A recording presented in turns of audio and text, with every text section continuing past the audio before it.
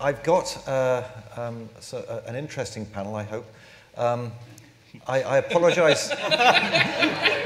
I apologise first for the lack of gender diversity, but I've made up for it by having sort of diversity in terms of segments of our industry. So we have a commercial publisher, we have a society publisher, we have a university press publisher, and we have someone from an NGO, as a non-governmental organisation, a think tank. We also have geographic diversity. We have, for the first time, someone from Africa at the conference. We have someone from the continent of Europe who also works in India and Brazil. We have someone from the United States and someone from the UK. So we have other sorts of diversities if we haven't got the gender diversity. So what I'll do is I'll first ask my panelists to introduce themselves so you know who they are. And then when we've done that, we'll kick into the first of the topics we're going to talk about. I hope that we can make this an interactive session. So I will try and bring the floor in. So please, if you have questions, we'll try and draw you in. After we've done two of the subjects, I'm going to throw it open and see whether you can bring us up with a subject. David here has got his Twitter account open, so you can always tweet questions and tweet points if you've got a machine, and we'll try and bring those in. So we'll try and make it as interactive as we possibly can. So if we start with introductions, Daniel will start, so introduce yourself. Hi, my name's Daniel Schiff. I'm an MD PhD, neurobiologist by training.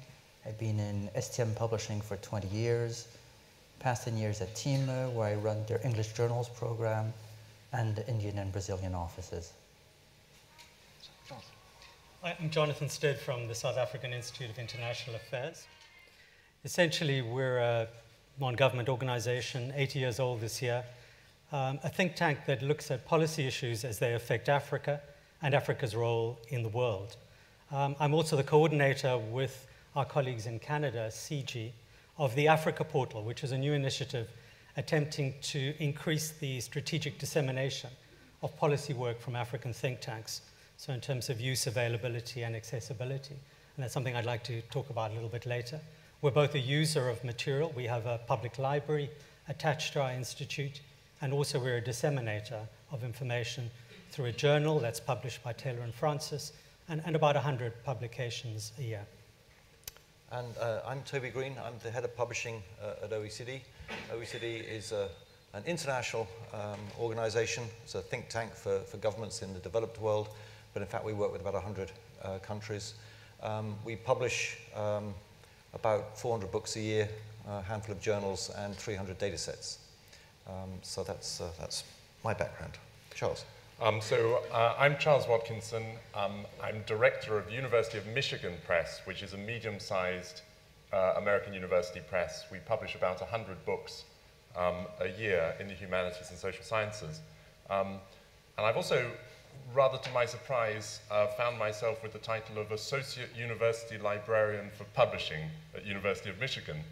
So that means that in addition, I'm in charge of a platform of about 40 journals, an institutional repository with about 80,000 documents in it, and a variety of digital interactive databases. So I'm trying to work out what to do about that.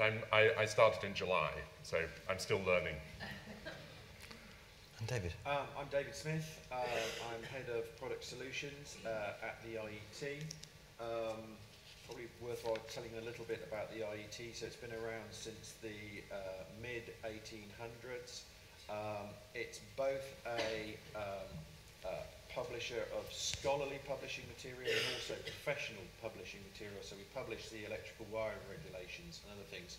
We also do professional accreditation for standards. We also, interestingly, I was just thinking about this as you were talking, we also act effectively as an institution for our members as well. So we actually have library functions. So not only do we publish, but we also do deals with other publishers to make materials available for our members.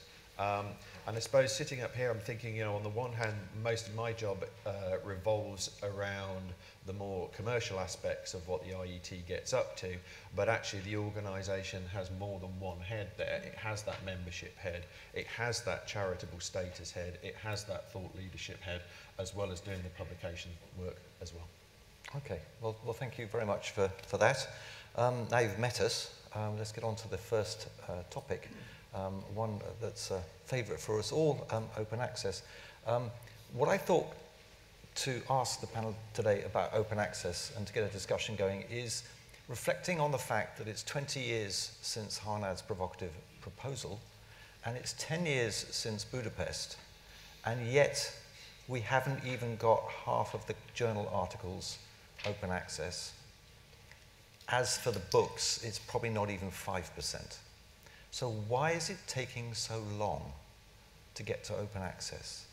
And if you consider that in those 20 years, the music industry has pivoted, to use the jargon, probably twice in terms of its business model. So how come scholarly publishing is proving so hard to pivot to open access? So I'll start perhaps with Daniel. Your thoughts. Thank you. In my experience as publishers, we have been launching open access journals and having these rosy projections about how they would rapidly grow, and discovered that our constituents defined as the authors aren't interested. So we go to all these open access meetings, we talk about these open access things, we launch open access journals, and nobody comes knocking at the door. So we do have an inflow, they do exist, but we're going from 20 to 50% of our projections. It seems like we are not ahead of our funders, clearly, but we're clearly ahead of our authors. Okay. Any thoughts on why the authors are proving so reluctant to go walk through the open door? Their criteria for choosing a publishing, I have to be careful here. Their criteria for choosing a publication medium seems to be more reputation of the publication, recognition within their community. The business model is of total uninterest to them. Accessibility is not an issue because as far as they're concerned, they were always able to read whatever they needed to read. So we are serving high level, I work in the medical field, so within my field, they've had access to what they needed when they needed it. Okay, so a solution to a non-problem.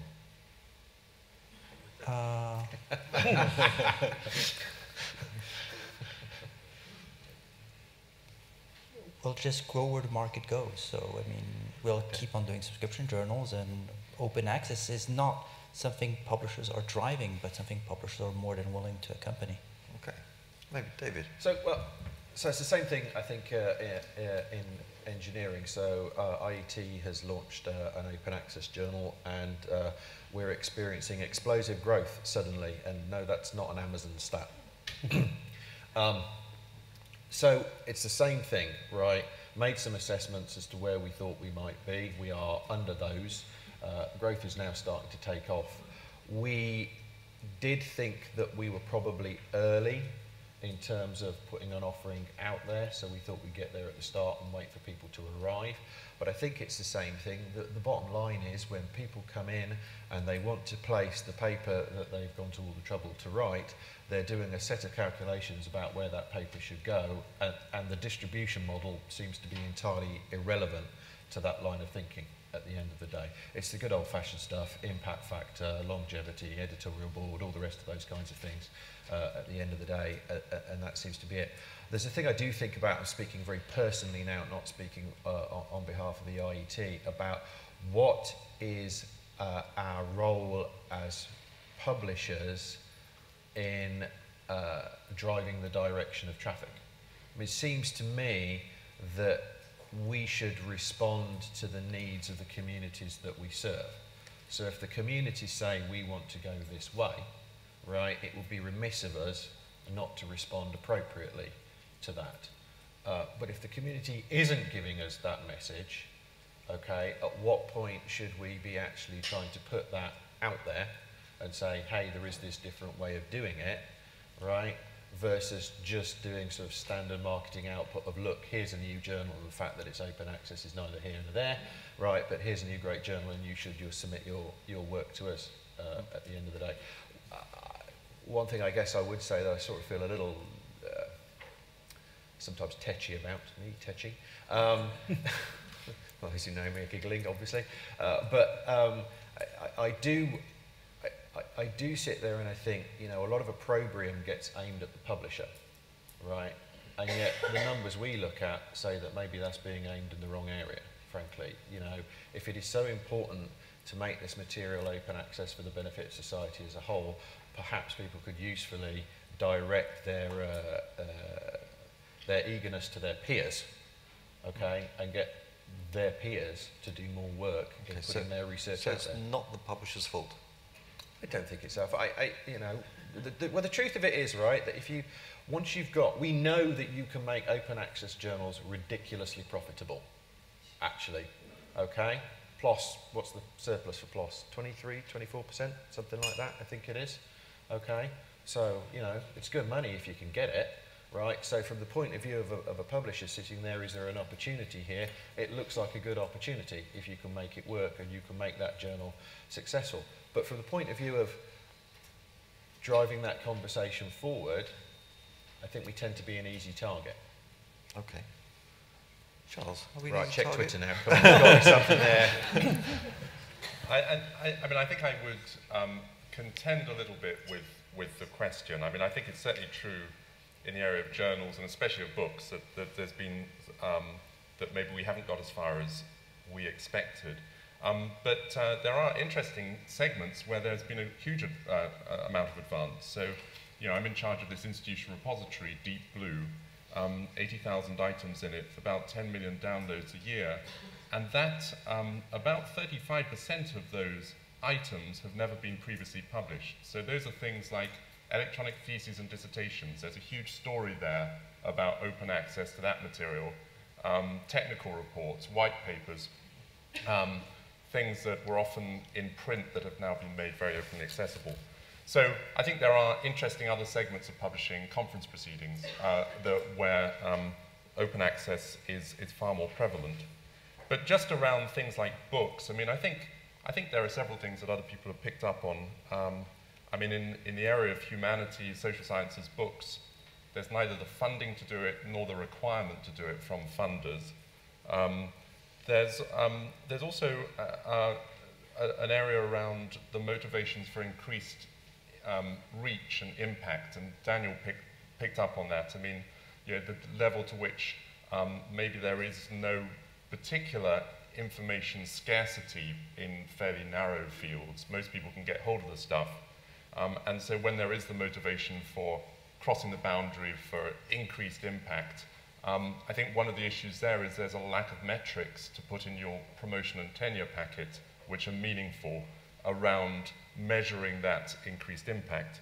And then the third thing is really around the question of, okay, so where is the scholarship that's relied on machine readability to actually you know, make it happen? So where are the arguments for pushing forward? You know, where are the examples of work that's been pushing forward disciplines because it's been able to access a lot of data from disparate sources? And those have been slow to appear.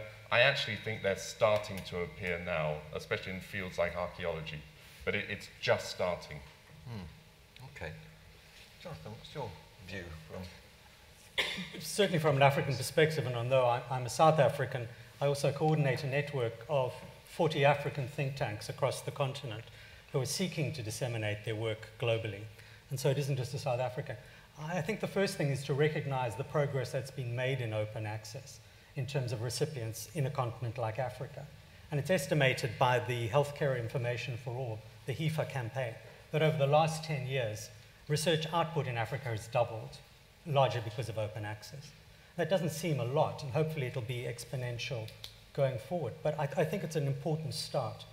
There's no doubt that unless you're associated with a university in Africa, it's often quite difficult to pay the kind of fees, even although there's a lot of open access, the fees for individual articles, journals, and books. And I think we're in this dynamic situation of currency fluctuations, and there's still charges. So I think we're still held back from that, although there's enormous progress that's been made. Okay.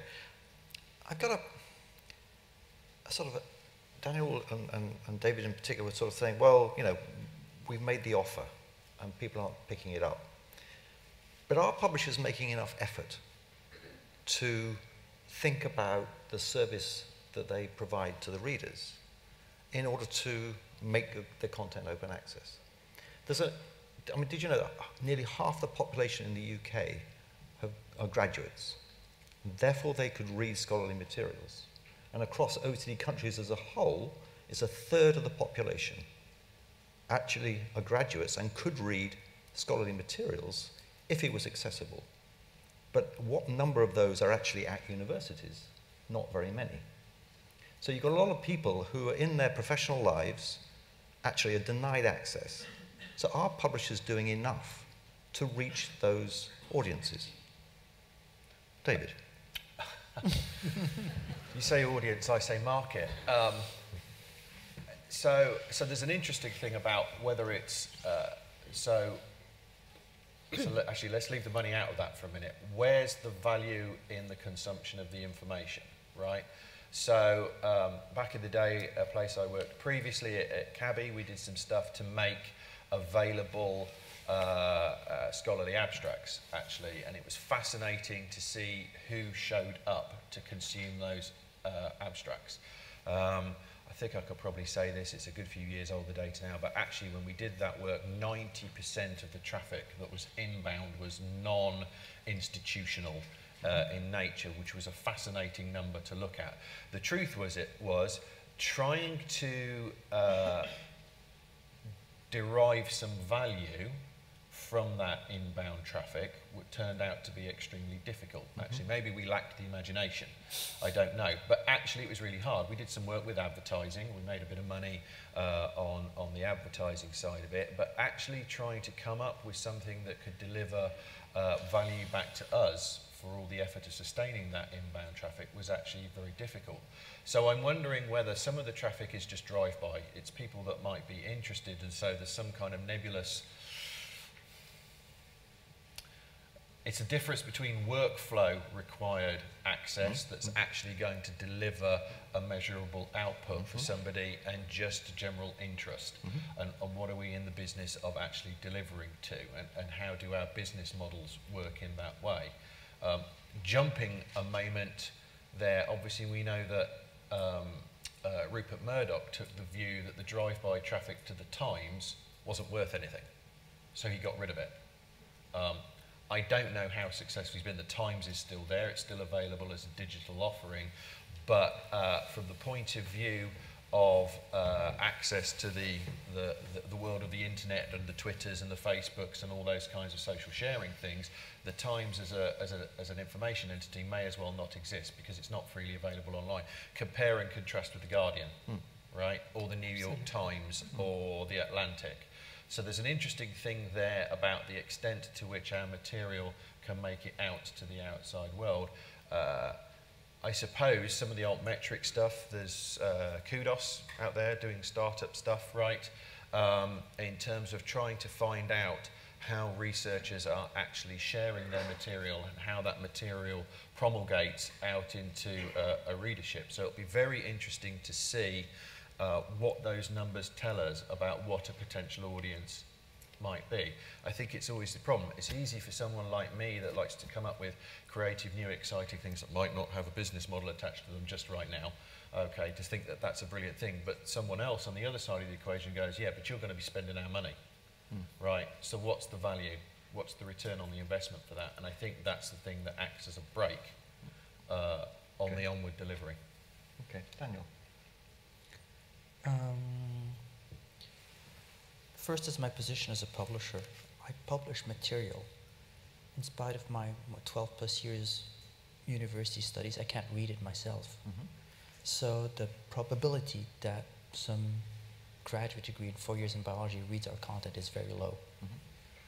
But what about I can hear about it in social sciences or in areas where there's an interest there. And there I think your freemium model and at the OECD could maybe be something which would work. Now you might want to explain your freemium model to the room. Yeah, the OECD has a rather curious business model. Think of Ryanair. Okay, next question. The business model, not the quality of service.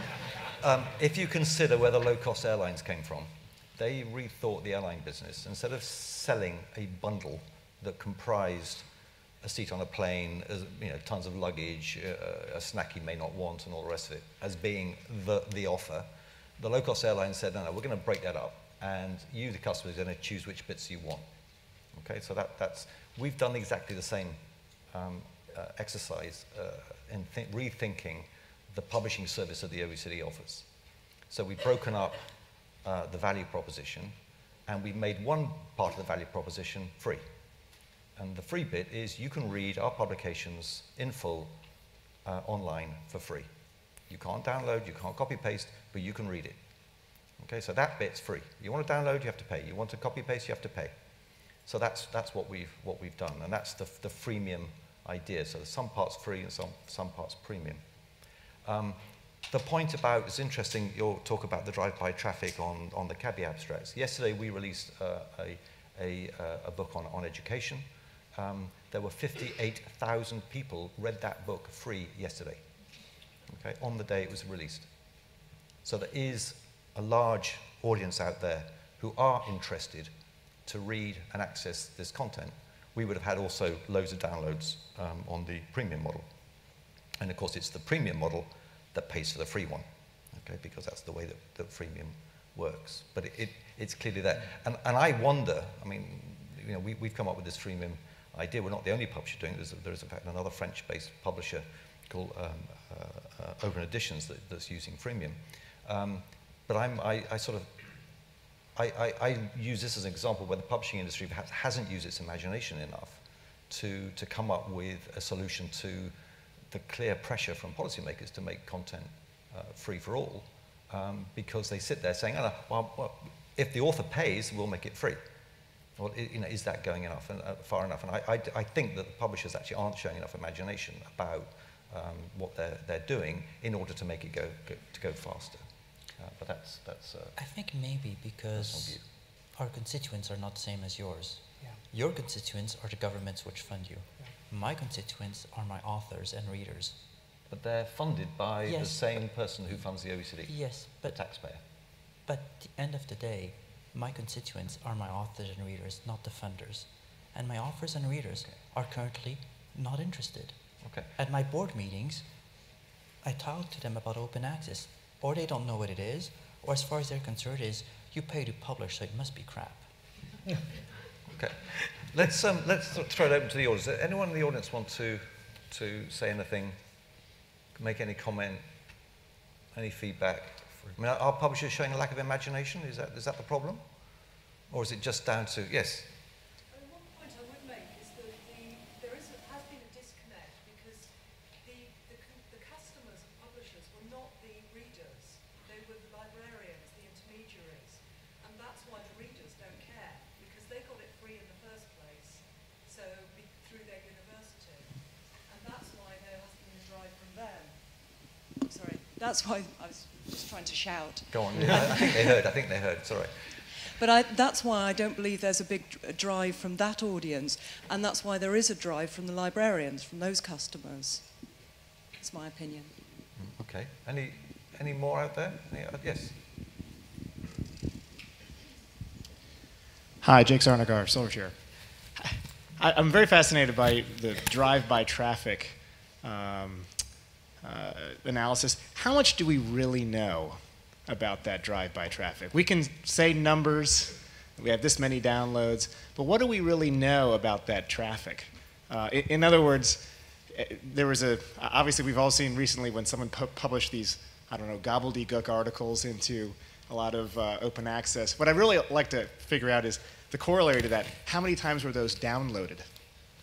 And is there value being delivered if we can count the downloads? If they have 1,000 downloads of of one of those articles. What I'm trying to get at is, how real are those numbers?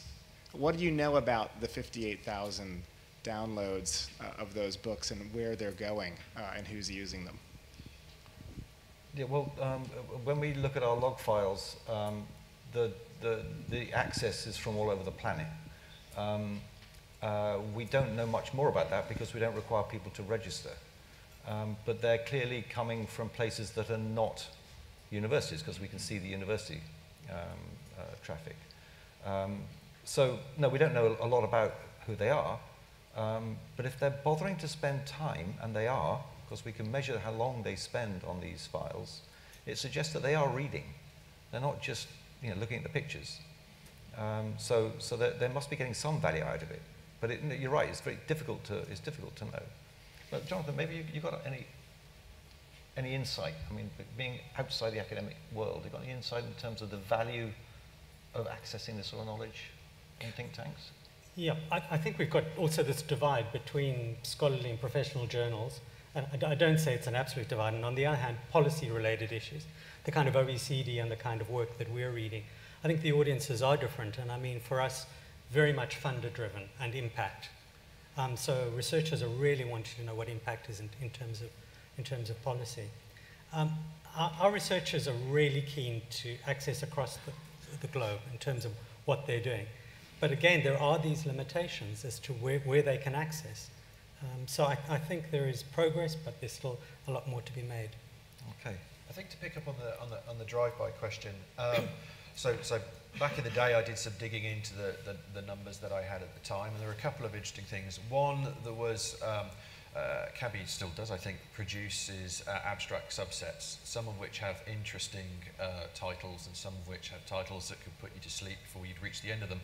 And so one of the things we did discover that when we took the title, the brand, out, right, it was interesting to see the interest in the actual collection of abstracts, and there were some striking differences there. So it was an interesting way of uncovering actual latent value in the various offerings. The other thing was digging into what people were doing, because I had the same question, right, what are these people doing, coming to some incredibly obscure pieces of work, frankly. And it took me to some very interesting places. So one anecdote, turns out that some of our stuff was really popular with the fishing community in trying to understand how to manage stocks of fish, so amateur fishers. And the other one was redneck American survivalists. I kid you not, got into a discussion, followed this, and it was a really detailed discussion on quite a scary forum about what was the most nutritious animal you should shoot, giving a limited supply of ammunition. But aside from the fact that that's slightly worrying, what did stand out was the level of conversation going on about trying to arrive at an answer to a particular problem, and that was something that stood out. The thing was, obviously, American survivalists notwithstanding, right, it's extremely difficult to try and find a monetizable audience there. And I think to come back to that drive-by and the value in your comment about are we being imaginative enough, you know, the Guardian are trying to take the view that they spread the net wide, a bunch of people are never going to use this, but essentially what they're trying to do is to find serendipity. They're trying to find the people at the other end that are going to come in and find something they offer that is of value and that is worth enough to them for them then to put their hand in their pocket. But that supposes that you can find a set of constituents out there that match to the kind of workflow tools that you might be offering, okay? And that might be a scaling thing, because if you're a niche publisher, your net is necessarily narrower in the set of people that you can actually go and target. True. Yeah. Yeah. No. Very right. Yeah. Just briefly, I think David's really got to it. I mean, it's when you're looking at those usage logs. I mean, you're getting it's very, very hard to measure the quality of use versus the quantity of use, and of course that's been a problem for librarians. Traditionally as well. You don't want to cancel something that has a very important small group of people who really are getting huge quality out of it. And I mean, it really is through anecdotes and through stories that we get to that sort of question. So we support a thing called the Civil Rights Litigation Clearinghouse, and I was talking to the scholar who organizes that, and she had just had a lot of hits from the boating community on a particular document, which was all about some of the civil rights violations by one of the developers who was trying to shut down a lake they were interested in. So it was a huge amount of Twitter activity, social media activity, completely unexpected, huge quality for that small group. And it really is through those stories that we get to it. Okay, thank you for that. I think we'll move on now. We have a map to show you. Can the map come up on the screen? Oh, blimey, in my face. If you can see this, this is a map of the IP nodes across the world. Someone basically pinged all the IP codes and drew a map. So basically all of the colored dots is where there's a computer connected to the internet. And I had two thoughts when I saw this map. One is, oh look, that's a map of the OECD. Because it pretty much is, with a few exceptions. I mean, India's quite well colored, and India's not a member of the OECD, but otherwise it's sort of like a map of the OECD. But I also thought, blimey, there are lots of parts of the world where there's no internet access. And I was thinking, what impact does this have, or implications does this have for us as scholarly publishers? So maybe we'll start with Jonathan on this one. Great, thanks. It's of course a really sad map in so many ways. The kind of mythology of Africa as the dark continent continues here quite literally. It is extraordinary over the last couple of years, the incredible and exponential rise of internet connectivity in Africa. And over the last 10 years, it's moved from about 15% and is soon going to head to 50%. But in terms of telephone, mobile telephony, this is really where the growth is, particularly in East Africa. And it's anticipated that in the next 10 years, about 450 million, I mean, that's a sizable number of people, are going to actually start having connectivity across the continent. So there are some immediate barriers at the moment, and although it's Africa, I think if you look at it, there are other parts of the world that have the same kind of problem, which are rural. Some of them are infrastructure, which is around simple connectivity through pipelines, through the way in which Wi-Fi has not reached Africa. But the second part of it is really this cost, this enormous cost of broadband across Africa, even in a country like South Africa. Some countries are improving it tremendously. We've still got huge broadband problems in terms of getting it. So for both the user and for the researcher, this is really a really difficult situation. And I think part of that, as we move forward, is that for publishers to see this enormous new audience. We were chatting this morning, and Daniel was quite right that a lot of those people who are coming online are not going to be the audience for your journals, but a lot of them are going to be as we move forward with literacy on the continent. I think the part of it that's really important is people doing it for themselves. And so whereas in the past Africa has been seen really as a kind of recipient, an aid recipient, in this particular field there are two, I think, really interesting initiatives, which is African Journal Online. I don't know if any of you work with African Journal Online, which is about 450 journals now, which are open access, and then the Africa portal, which I'm part of. And so I think it doesn't feature large, I'm sure, in the medium-term projections of most publishers, but here is a huge market waiting to be developed. Infrastructure is our problem. Availability thereafter, I think, is a dual partnership between publishers and going forward. But I think in the past, it's really been a sense that African authors have not had the opportunity to publish in the way that they should have. So if you look at the kind of reciprocity of going into northern libraries, last year I was at the ECAS conference in Lisbon, and people were coming to me having finished major dissertations, and then finding that on the Africa portal, for instance, huge numbers of work written by Africans on topics in Africa on which they were doing master's and doctoral theses had never seen the light of day. And so I think it is about partnership and working together in consortia. And that's something that Africans are starting to do. So I'm sorry to give you a continental and regional focus, but I'm sure it's happening across the globe. Okay, well, if we flip to perhaps a lighter area of the map, an orange area of the map. Charles. Well, it's an orange area of the map, but look at all the black bits. I mean, it's, you know, the Africa situation is clearly a multiplier, but it's a multiplier of a situation where even in the US, one will have a lot of connectivity issues, especially in rural areas. And this is not, this is extending down to things like local government offices, where you may have people who are very interested in technical information, like civil engineers, for example, working in transportation, who are actually having quite a lot of trouble with large PDFs, for example. Yeah. So when one talks digital divide, one's not talking just about developing countries.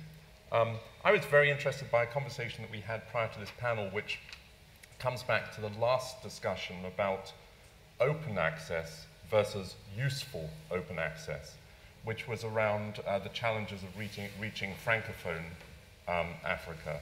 And when one talks about what publishers could be doing, there are really interesting things around more work that we could be doing on the translation front.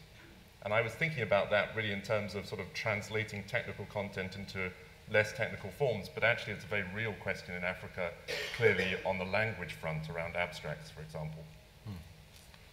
Yes, I mean, language is another sort of divide.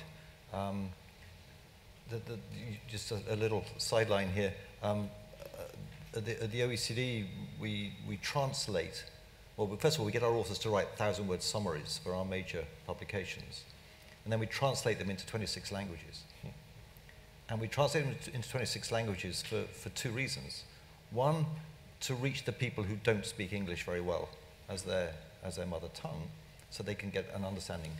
But the other thing is, if you're Hungarian, when you Google, what language do you Google in? You'll probably Google in Hungarian, in which case you're going to find our stuff. Because by exposing this content out onto the web, it means our content becomes more discoverable in those languages. So there is a divide there. I think it's also a discovery divide as well as a reading divide in terms of working with language. David? So I guess I've got more questions. So one observation, I think, from a kind of technical perspective, as people come online, notwithstanding the toll barriers to access that may or may not exist, right? I think by and large, most of us are probably ready to deliver things digitally to people when they come available. So this is all about infrastructure and larger effects there. One thing I was thinking I was going to be facetious, but actually looking at it, I don't think I am being facetious. I'm looking at Scotland. And actually, it's really dark, isn't it? Actually. Yep. So it's easy to sort of sit there and think that those problems are in places that are not where we are based. But actually, when you look at that map, there are some places. But China's pretty dark. Yes, exactly. China's very dark. The other thing I'd be interested to know, because this is IP nodes, isn't it? So this is everything, whether it's any machine that is connected to the internet, so not quite the same as any human connected to the internet. So I suppose the interesting thing is there a differential between population per unit area and internet access? Because that's probably the really easy thing to take. That's probably the really interesting number to understand there. The sheep in Australia are not internet connected. Unexpected users. Daniel. Once again, I'm afraid I'm the odd man out. I serve university hospital-based researchers, and in Conakry they have great internet access. And there's not the pay divide because there's a Hinarian Research for Life, which means that in the African continent, at least in English-speaking areas, everybody has access to all our content. Well, what about this place here, South Africa, South America, that is booming, we're told, economically? They have doctors and hospitals. I've even been in one, rather too closely. Wouldn't they need access to your journals? when they're looking after me? So is this an infrastructure question or a business model question? Both. Chile has probably more revenue per capita than the future country of Scotland, so it's not a revenue issue. Can we keep the politics out of this? And infrastructure-wise, most of the coastal Latin America is totally up there. And there are no research institutes in the middle of the Amazon, so... Okay, so sorry, I'm the wrong guy to ask here. It's not really... Any remarks from the floor on this one? Anyone got any insights? Yes, please. Hi, I'm Roman Vreesbeek. I'm a librarian at TU Delft Library. And this is IP notes, right? But what about the mobile method? Because I think it would be different. So if wouldn't that actually add to the creativity if you realize that? Okay, I think that it covers mobile. Yeah, is it? Yes, I believe. I'm not. I don't quote me 100% on that, but I believe that the attempt was to try and ping every single device at a moment in time that was hooked up. So that would include anybody on a mobile device, I believe. Any more? Is that over 24 hours then? Because some people will be asleep. Kind of feel that way right now, but okay. I think that's enough on this topic. Now, would anyone on the floor like to throw us something? Anyone got a burning issue that they'd like us to chew over? Come on, there must be one out there somewhere. Yes, we have one. Ian Burgess at Waters Clure. A lot of, going back to open access, a lot of people say because taxpayer-funded research should be made open. What was the panel's feeling on that premise, seeing as there's lots of taxpayer things in the world that are not free to use? I can't walk onto a military base. I can't have free access to the royal family. I pay for my asthma prescriptions. So there's lots at the Olympics. I didn't get a free ticket. So, you know, there are lots of things that are taxpayer funded that aren't free. Okay, all right. Who'd like to start on that one? Daniel, off you go. When it comes to dogma, I totally agree with you. But basically, there is a dogmatic group out there pushing open access. And we are here to deal with the market as it is and not as it should be. So if funding agencies want us to provide content on the open access model, our responsibilities as publishers and business people is to respond to needs and expectations. So for me, it's not a, that's more an approach as a citizen. You can discuss whether open access is the right way for a funding agency to act. As a publisher, if that's an expectation of a funding agency, then we're here, we should respond to the expectation. Okay. Jonathan. I'll come back. Come back. So I think implicit in this is a question about what the return on investment is, again, actually. So I think the argument is that by making the stuff free, you will generate a higher rate of GDP, right? Which is an interesting statement. I know there are some papers out there that purport to show that making the material free generates a greater rate of return, but to me, I look at it from a medical point of view, the evidence-based medicine approach, which is, okay, well, is that difference statistically significant, right, if it turns out to be true? I think the other thing that I find interesting about it, and I suspect maybe I'm going to put words in your mouth, but I've got a feeling I'm not, right, which is to say that why should my taxpayer pounds pay for someone in the United States to leverage the value of that research, right, which I think is another interesting point there, because in theory, if you're in the UK research should benefit the UK taxpayer. Well, if an organisation in a country other than the UK actually is smart enough to take advantage of that research, then it didn't benefit the UK taxpayer.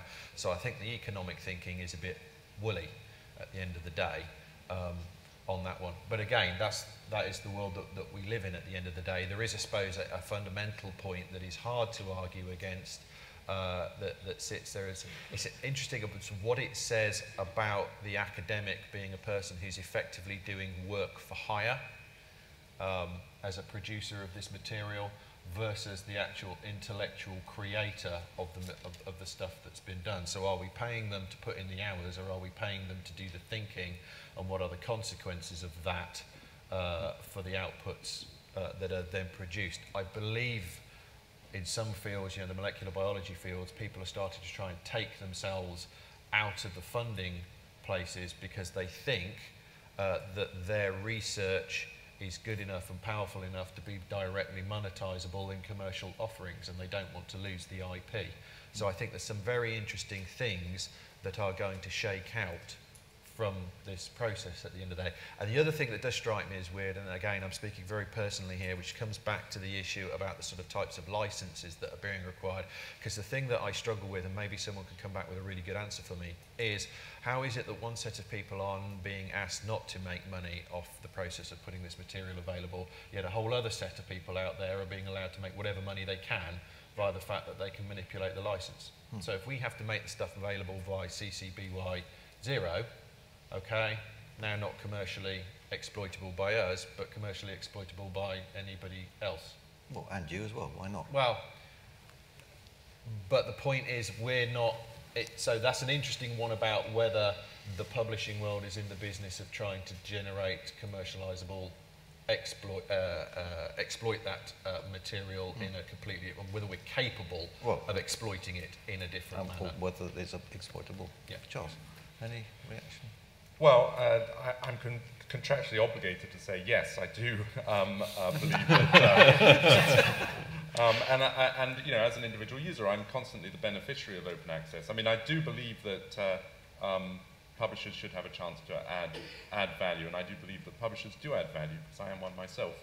I do think there's an interesting question emerging, definitely around the licensing point. As we move towards a world of open access monographs, for example, and as university presses think about how they're going to talk about the value that they deliver to their parent institutions, it's really essential that usage data for those open access monographs is captured in a very robust way. And one of the challenges there is, I think pretty much all Creative Commons licenses involve currently us losing track of the usage. So I think there is a really interesting and difficult question there about the practicalities of tracking usage versus the ideals of Creative Commons licenses. You ready? I'll pass. Okay.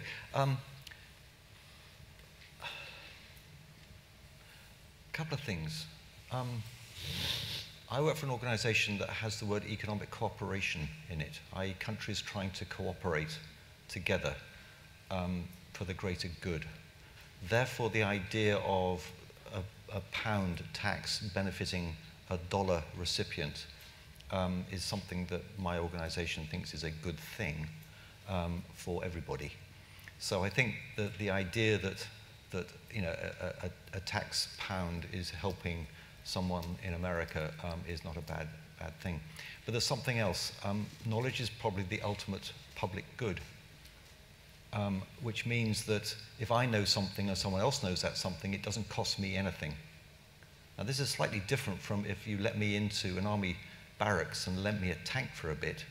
This might actually cause harm to others rather than there being a general good. So I think that the principle of making information publicly accessible is difficult to fault. And if it can be done, it should be done because there is no downside to it. The challenge is making it happen. which is, I think, is a different question. But I think that the principle is unarguable. It is plainly good for society, for everybody, and no one is a loser by making the knowledge accessible to everybody. So that's my view. Any more from... There's going to be a comment from the audience. Yes, please, yes. Just an observation. Keep going. Just an observation, really, which I thought was worth repeating because it was on the Twitter stream and not everybody's on the Twitter stream. You know, in my view, and probably not just my view, the main beneficiary able to exploit the CC BY environment is really Google, I think. And I'm not trying to sound like a conspiracy theorist, but it's certainly, you know, it is hard maybe for publishers to exploit that in the way that Google are. It's just an observation. Okay, very good. To follow the observation, Francis. just for information, yes. The largest lobbyist component in Brussels is Google. Google has more lobbyists in Brussels than the oil and gas industry. Can someone move the microphone to Francis, please?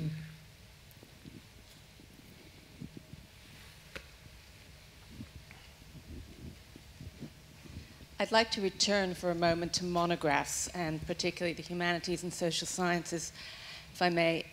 I have two jobs that I have to deal with these issues. One is Manchester University Press, that publishes a lot of monographs, and the other is Knowledge Unlatched, which is creating an international consortium of libraries to underwrite the costs of going open access to monographs. We don't have a lot of data in this field, but I have two observations that I want to share with you. The first is that my predecessor at Manchester put 80 old Manchester monographs on open access 3 years ago. And I took a look at the stats. These are books that normally would have sold a few hundred copies. And in the first 2 years, the downloads, and you know, you can only track that first download, not the further passage of that content. First 2 years, the average download was 68 times per month per book. But then it got more interesting. In the third year, the average download was 139 times per book per month, which demonstrated that there was interest out there. We don't know whether it's the greater community of educated people or whether it just got to scholars that hadn't had access to the paid volume before. It's hard to know that.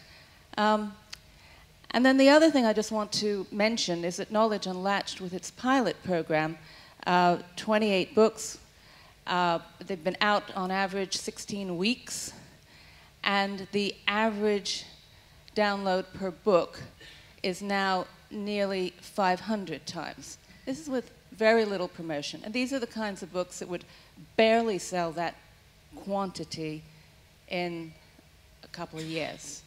So it's very small data. But I just want to encourage everybody to keep on going with this, because however messy it is with getting books open access, there is beginning to be a small amount of evidence that shows that the readership is out there. And when the funders of research, particularly in the humanities and social sciences, which is going to be under, well, which are under attack in a lot of countries, when they start seeing this, then maybe we'll have more balanced research funding policies. Okay. Now, I'm just keeping an eye on the time. We've got about 15 minutes left. We just mentioned something called Google, which is a nice segue into perhaps the final topic we can talk about, which is scale. The OECD were investing a rather large sum of money in a new sort of node in our publishing infrastructure, and it occurred to me that we're just about big enough to afford it. But if you're smaller, you're not going to be able to make that sort of investment. So are we in a world where, in order to be an effective publisher, you've got to have scale, and are the smaller publishers going to get squeezed out? Daniel. In the subscription world, smaller publishers were getting squeezed out because the big publishers put the big deals together. The big deals increase in size every year. The library budget goes down every year, so the fraction left for the other guys goes down. So interestingly enough, for the medium-sized publisher, open access is probably our survival lifeline. For the very small publishers, there's a real issue.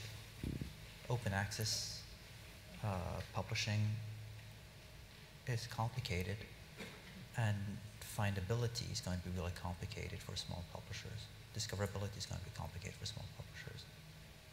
Okay, Jonathan. As I mentioned before, this Africa portal is an attempt to put in open access online African research that's never been out there before. Some of it's never been digitized, certainly never catalogued, not abstracted, and even if it is on website, really badly searchability.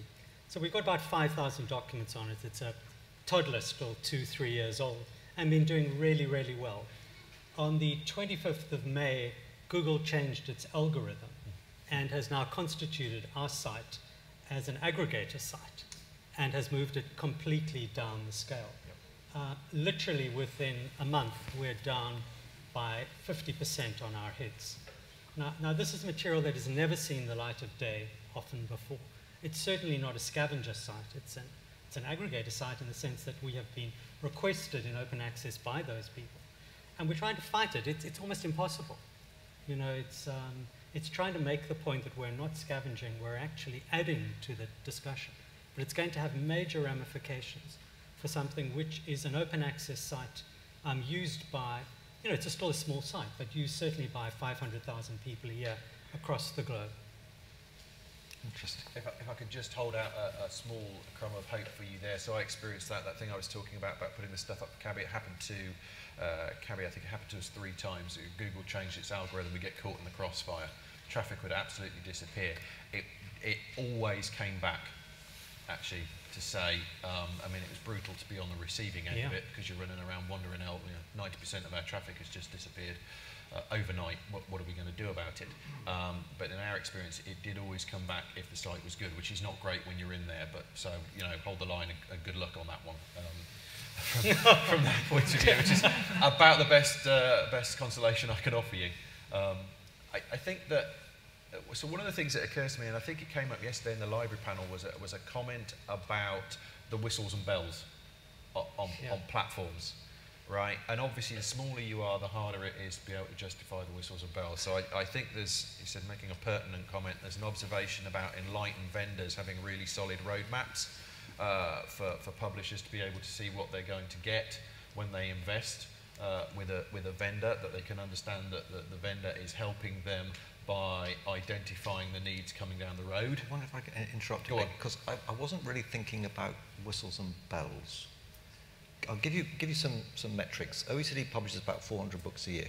So in the old days, we would process 400 things. Manuscript came in, we turned it around, 400 books went out the end, and we still do that. But now we put these 400 books online. But if you put a book online as a lump, it's not very discoverable. So we chop the book up into its chapters. Yep. So 400 books now become 37,000 files that have to be managed. But of course, we want different file formats, because we want an HTML version, and we want a PDF version, we want an EPUB version. Last year, we published over 120,000 files from 400 books. Right. That's the complexity and the scale problem I'm talking about, because that's not bells and whistles, that's simply making the content discoverable and basically available for the users. Now, that's that's what I was worrying about in terms of scale, because what sort of scale do you need, what sort of systems do you need? Because bearing in mind that we don't employ an army of people, and I can't employ an army of people, to suddenly scale up from handling 400 files now to handling 120,000 files. So it's that sort of complexity I was thinking about. Cavi, if you're there, you've still got a job. Okay. Sorry. So Cavi from River Valley was saying about how he thought yesterday that it might end up going out of business, and on the one hand that would be a wonderful thing, but on the other hand obviously Cavi would be out of business, which personally speaking would be terrible for him. He's a good guy. But I think, you know, like my point being about the vendor being able to help in that scaling thing at the end of the day, but really being able to offer those kinds of services, take the pain away. I think the other, so one would hope that that would negate that problem. There's going to be the point at what size are you when you choose to take on board that kind of pain for yourself because you think it brings long-term benefits to where you want to go, which is probably maybe where the OECD is, okay, and then the size of organisation for whom that's never actually going to be a tenable discussion at the end of the day. So I think that's one thing. Then obviously you've got the large guys that are going for mass and presence in the market. But I think, I was kind of thinking about it from the point of view, I see a tension in terms of, there was another comment that was made yesterday about making sure that you could get access to research papers on a mobile device. Okay? Well, if you've got one of these, frankly, it's not a problem, is it? I mean, really? I think you'd struggle to find a site anywhere that any publisher produces that you couldn't read the stuff on one of these. And then, I'm not going to pull the iPhone out because it's in my pocket, but really, I'm dubious about the level of interaction on a long-term, on a heavy basis of someone using an iPhone to read a research paper. I'd be really, really surprised if anybody's really using it for that workflow out of anything other than absolute necessity at the end of the day. Yet there's the requirement for the investment in those kinds of things. And I think some of that is being pushed by the Googles of this world, the organisations that are advertiser funded, eyeball funded, where actually it's purely a numbers game. You want to get as many numbers in via any route possible, because any time you get a hit from one of those people to click on an advert, that's money to the bottom line. And that does have a distorting effect, I think, on what we do. I think there's something very interesting about us trying to understand what whistles and bells and other features of functionality. Right, EPUB, PDF, HTML, right? Scholars want the PDF, don't they? I mean, that's what we get back consistently, time after time after time. Part of me sits there and goes, okay, PDF, it's the wrong container, but they want it. Yeah, they want it. Right? Yeah. So if you were to sit there and go, here you are, here's a big file store with a load of PDFs, done. Right? There's your platform. Doesn't need anything else, that's all they want. Right? I suspect everybody, I'd love to have a conversation with a librarian that said something along the lines of, here's our platform, it's a big pile of PDFs. Off you go. Because that's what I suspect there'll be some pushback to that, right? So for all the conversation about don't put the whistles and bells on it, don't put the fancy stuff on it, you've actually still got to have something nice and shiny to sell at the end of the day. So there's some real tensions nice and there. Shiny. Oh, yes, I like that. Well, I think there's a constant tension clearly between scale in infrastructure and disciplinary and subdisciplinary difference in user and author behavior. And that's the tension in which, as smaller publishers, I think we find our role. You know, being on a large university campus, a large comprehensive university, I just continue to be amazed by disciplinary difference, and the fact that even if you look at an apparently unified discipline, if you start to dig down, you have completely different communities of practice within it. And so I suspect our strategy really is around listening actively even more and focusing down on particular sub-disciplines, understanding their needs, building tools, while at the same time taking advantage of scale of infrastructure underneath for the commoditizable things. Any comments from the floor on scale? Is there anyone wrestling? Obviously, Semantica are going to have a view on scale. Bruce as well. And Bruce, yeah. Start with Bruce. Bruce Rosenblum from Monera.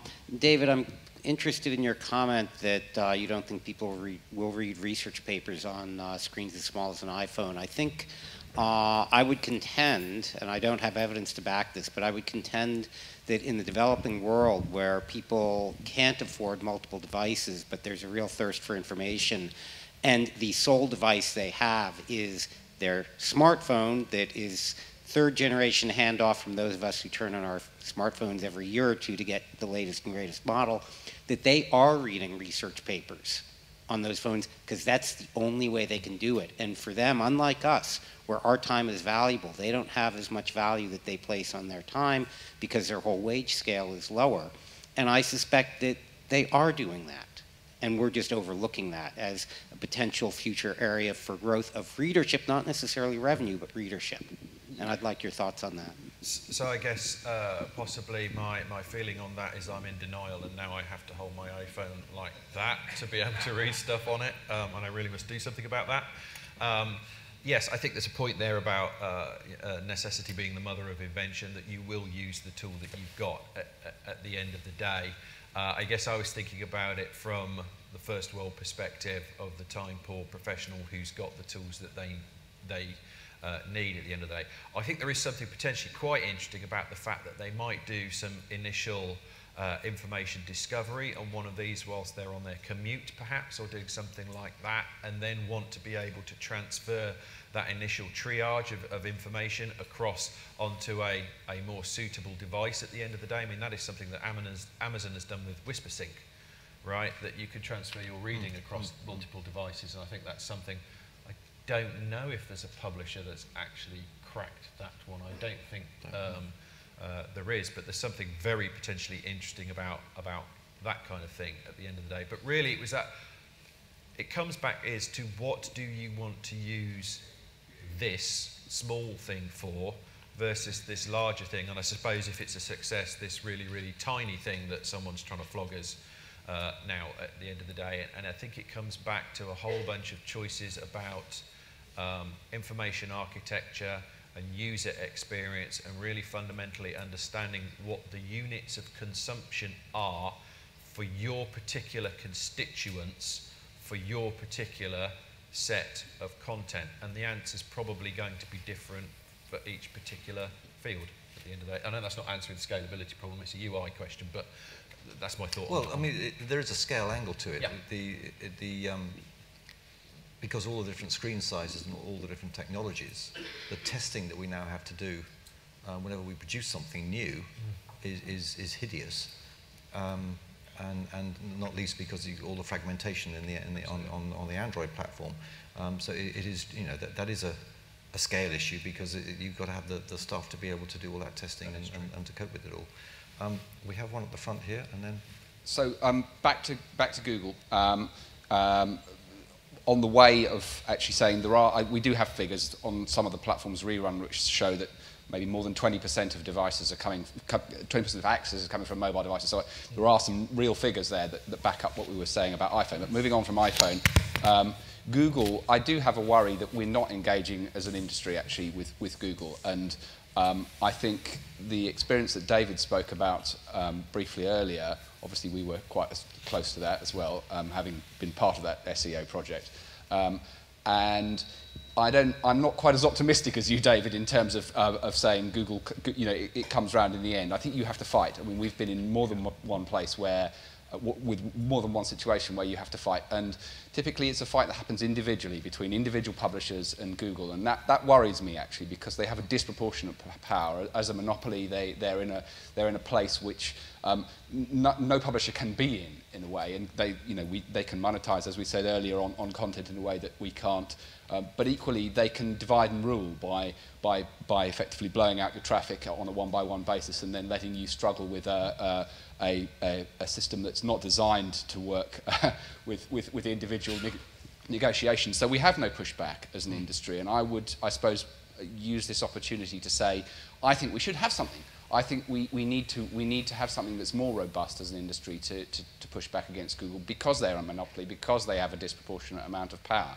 And I think that has so our industry bodies. That's a new task for Audrey. You can push back against Google. We've got one right at the back, and then we'll come to you, sir. No, we'll take your question because you've got the microphone in your hand. Okay. Bruce Hedrick with JSTOR.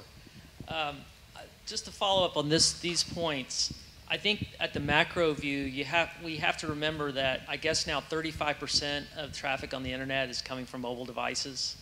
At JSTOR, we're seeing maybe 6% of our access is coming from, so there's a gap there that's going to be filled. It's not so much what you want people to do with the device, it's the device they want to use. So I think we have a gap that we just haven't filled yet. On the Google point, I think I agree with the previous comment. You have to have someone to talk to, though. It's very difficult to talk to anyone at Google, I guess, unless you're in Brussels.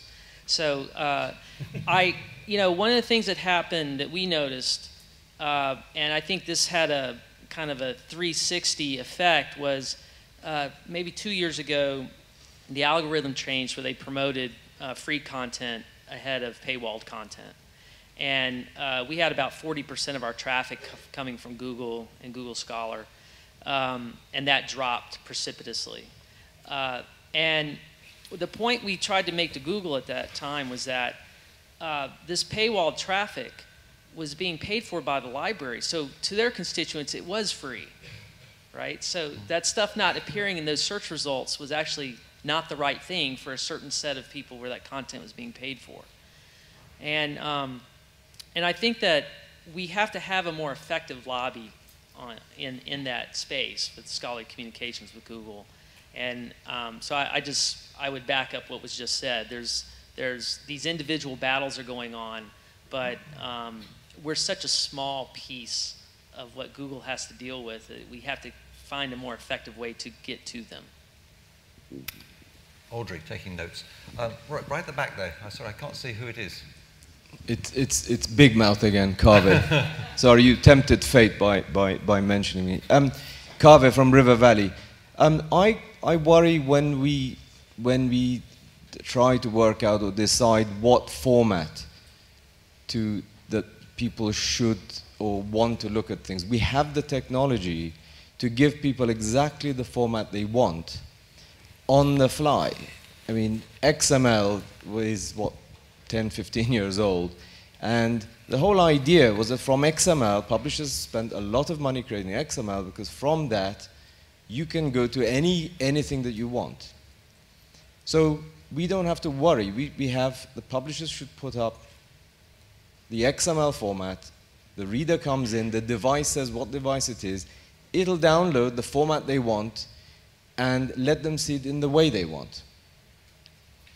An example is the dyslexics find it difficult to read, apparently, letters which are symmetric, vertically symmetric, like a capital D. So there's a font called Open Dyslexic, which is sort of tree-shaped, so it's not symmetrical. And they find it easier to read that.